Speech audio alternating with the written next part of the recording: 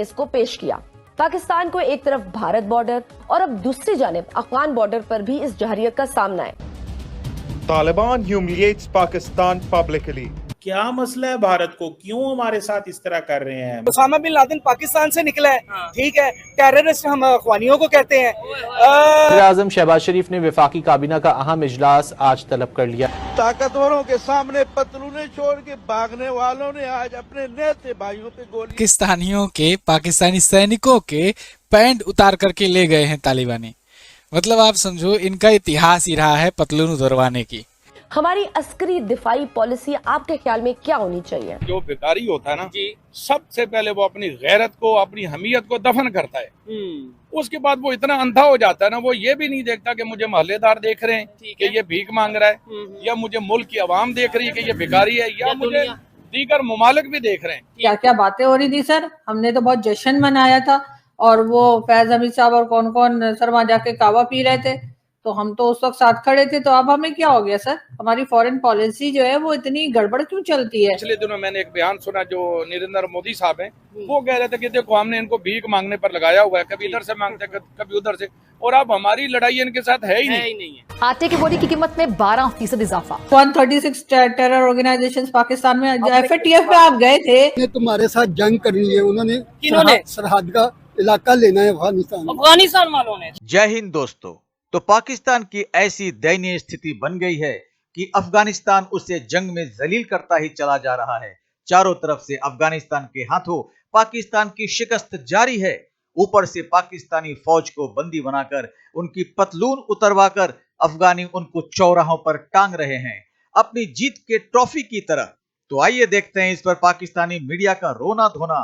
अगर आपको वीडियो पसंद आए तो हाइप, लाइक और सब्सक्राइब करके कमेंट करिए। जय हिंद। पाकिस्तान की रही बात, तो हमने उनके साथ कोई अच्छा सलूक तो किया नहीं। अच्छा। और उनके साथ क्या, हमारे साथ खुद पाकिस्तानियों ने अच्छा नहीं किया। ये जो हमारे हुक्मरान है पैसे लेके अमेरिका से ड्रोन अटैक करवाते रहे हैं, पाकिस्तान की सरजमीन इस्तेमाल करते थे, यहीं से उड़ाते थे, यहीं पे मारते थे। आपकी क्वालिफिकेशन क्या है? नहीं, मैं तो इतना पढ़े नहीं है। एक आम पाकिस्तानी जिसकी क्वालिफिकेशन नहीं है वो भी इस चीज को जानता है कि हमने अमेरिका को अड्डे दिए और ये सब मामला किए। बच्चा इस चीज को जानता है। हमें ये समझना चाहिए कि भाई दूसरी साइड पे जो गिले हैं कहीं ना कहीं वो राइट पे हैं। नहीं, अगर आप इस्लामिक पॉइंट ऑफ व्यू से देखेंगे तो उन्होंने बिल्कुल ठीक किया है। ये तो उनसे पूछे ना उनके साथ ज्यादतियां कितनी हुई हैं। अभी तक ज्यादतियां हो रही हैं जी। ठीक है। उनके उसामा बिन लादेन पाकिस्तान से निकला है, ठीक है, टेररिस्ट हम अखवानियों को कहते हैं। ये जो जितनी दहशतगर्दी दुनिया पूरी में हुई है, सारे का सारा मलबा पाकिस्तान पे डाला है। और आप हिस्ट्री देखें, इंडिया के साथ जितने जुल्म हमने किए हैं ना, इतने इंडिया ने नहीं किए। अच्छा, ठीक है ना। ये जो ब्लास्ट हुए हैं, ये लास्ट जो उन्होंने जी, ये पाकिस्तानी थे, ये अमेरिकन थे। अच्छा, बांग्लादेश के थे यार। ये पाकिस्तानी मीडिया ने अजमल कसाब बांग्लादेश का था। मीडिया ने जानबूझ के हम धक्के में हमारा कर दिया। यानी ये जो पाकिस्तान मीडिया ये अपने खिलाफ कर दिया यार। ये टॉप शॉप में चला अहमद पीर के प्रोग्राम पे, समझते ना उनके घर जाके हमारे ऊपर ये उन्होंने तो उसके फादर का इंटरव्यू भी किया था अजमल के साहब के, पता नहीं कौन सा बाद में जो मर्जी करते बने। वो तो हमारे इल्जाम तो हमारे ऊपर ख्याल से वो पाकिस्तान का नहीं था अजमल के साहब, बांग्लादेशी यार। देखिए, अगर ये कह रहे हैं तो इनको ज्यादा मालूमात होगी, लेकिन मीडिया पे हमारे मीडिया पे चला। देखिए, हमारे मीडिया पे, हमारा मीडिया कौन सा सच बोलता है? पैसे लेके जो मर्जी करवा लें इनसे, छोड़ दें। अगर सच बोलने की बात है, आप खुद सच नहीं बोलते, आप हमसे क्या सच सुनेंगे और क्या रिलीज करेंगे? नहीं, हम तो देखें, ये हम मेन स्ट्रीम मीडिया नहीं, सोशल मीडिया, जो बातें आपने की हैं, जिन लोगों ने भी जो बातें की हैं, कोशिश करेंगे बिल्कुल वैसे ही हम अपलोड करें। और इसी वजह से पाकिस्तान की पब्लिक में थोड़ी बहुत अवेयरनेस आएगी, जब पब्लिक में आके हम इस तरीके से डिस्कशन करेंगे। रुपया पैसा पड़ा हुआ है अमेरिका में। अभी भी खबर ये है, बहुत से लोग जानते होंगे कि पाकिस्तान के प्राइम मिनिस्टर शहबाज शरीफ साहब 7 दिन के विजिट के लिए अमेरिका गए, और डेफिनेटली वो $7 बिलियन के लिए गए हैं कि वहाँ पे जो IMF से $7 बिलियन लेना है, उसके लिए कोई मीटिंग्स की जाए, कोई बातचीत की जाए, कोई उन्हें सेटिस्फाई किया जाए।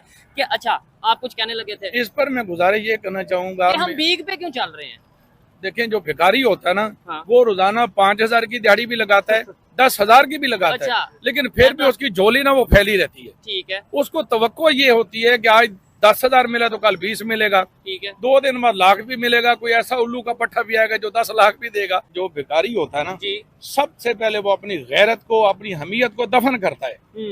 उसके बाद वो इतना अंधा हो जाता है ना, वो ये भी नहीं देखता कि मुझे मोहल्लेदार देख रहे हैं कि ये भीख मांग रहा है, या मुझे मुल्क की आवाम देख रही है कि ये भिखारी है, या मुझे दीगर ममालिक भी देख रहे हैं। ठीक हो गया। देखिए इंडिया जैसा मुल्क, जो हमारा पिछले दिनों मैंने एक बयान सुना जो नरेंद्र मोदी साहब हैं, वो कह रहे थे कि देखो हमने इनको भीख मांगने पर लगाया हुआ है, कभी इधर से मांगते कभी उधर से, और अब हमारी लड़ाई इनके साथ है ही नहीं। जब हम अफगानिस्तान के साथ खड़े थे तब क्या था?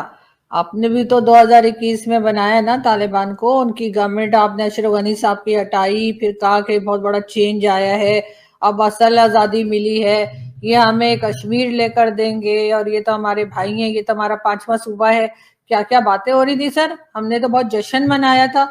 और वो फैज हमीद साहब और कौन कौन सर वहां जाके कावा पी रहे थे, तो हम तो उस वक्त साथ खड़े थे। तो अब हमें क्या हो गया सर? हमारी फॉरेन पॉलिसी जो है वो इतनी गड़बड़ क्यों चलती है?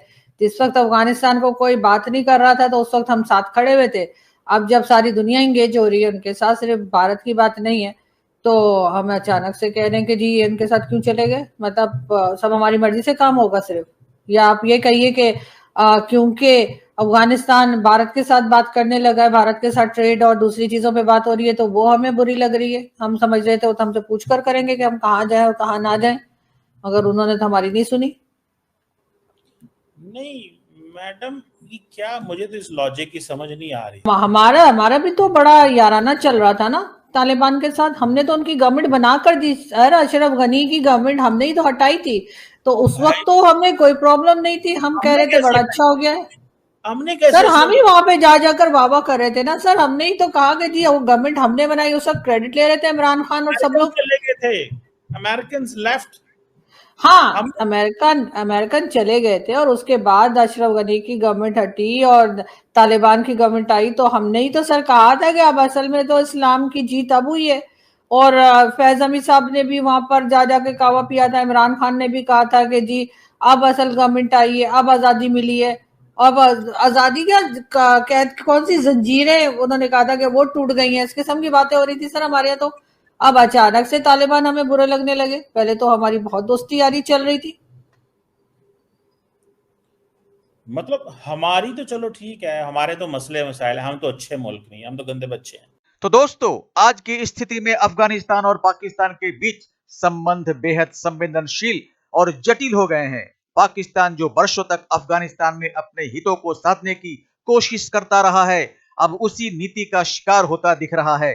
तालिबान, जिसे कभी पाकिस्तान की रणनीतिक गहराई, स्ट्रेटेजिक डेप्थ कहा जाता था, अब पाकिस्तान की सीमा पर ही उसके लिए एक चुनौती बन गया है। हाल ही में पाकिस्तान के प्रधानमंत्री शहबाज शरीफ ने दया का पात्र बनते हुए अपने बयान में कहा, अगर तालिबान चाहे तो स्थायी युद्ध विराम पर बातचीत हो सकती है।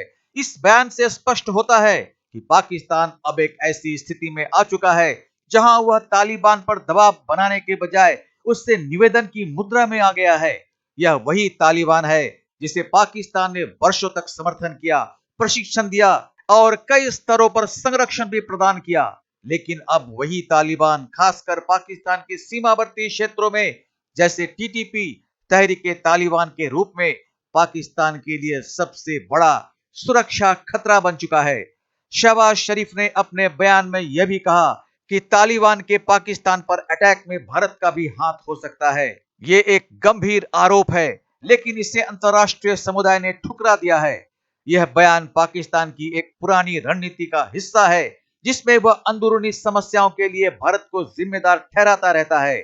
इस पूरे घटनाक्रम में सबसे दिलचस्प और हास्यास्पद बात यह है कि पाकिस्तान की वही फौज जो दशकों तक खुद को पूरे क्षेत्र की सबसे ताकतवर सैन्य ताकत मानती थी, अब तालिबान जैसे असंगठित लेकिन कट्टरपंथी गुट से मात खा रही है। कूटनीतिक रूप से भारत पर आरोप लगाकर पाकिस्तान अपनी नाकामी को छिपाने की कोशिश कर रहा है। आज पाकिस्तान खुद अपने ही बनाए संकट से जूझ रहा है। तो मिलते हैं अगली वीडियो में, तब तक जय हिंद, जय भारत।